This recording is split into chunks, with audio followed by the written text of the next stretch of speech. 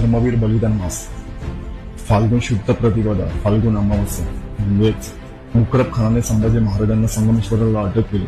तिथून त्यांना मृत्यू होईपर्यंत जो काळ आहे तो आपण धर्मवीर बलिदान मास म्हणून पाहतो. एखाद्या शरीरातून जेव्हा प्राण निघून जातो ते शरीर जसं निर्जीव होऊन जातं, तसंच एखाद्या राष्ट्रातून जेव्हा धर्म निघून जातो तसं ते राष्ट्र निर्जीव होऊन जातं. ही भावना ज्या छत्रपती संभाजी महाराजांच्या बलिदानाने या भूमीतील प्रत्येक हिंदूंच्या मनात प्रज्वलित झाली आणि धर्मासाठी मरावं कसं हे छत्रपती संभाजी महाराजांकडून शिकलं.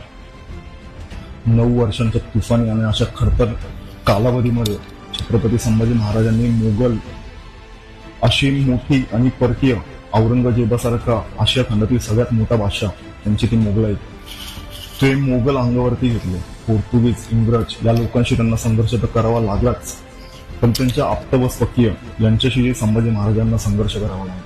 15वे, 16वे आणि 17वे शतक या कालखंडाचा उल्लेख करताना श्री समर्थ रामदास सांगतात की तीर्थक्षेत्रे मोडली, ब्राह्मण स्थळे भ्रष्ट झाले, पृथ्वी ओंदळली की धर्म गेला.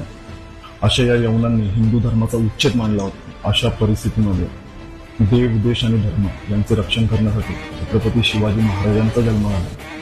त्यांच्या पराक्रमाने व त्यांच्या संघर्षाने, त्यांच्या तलवारीच्या आघाताने या यवनांना यवन संज्ञा झाली.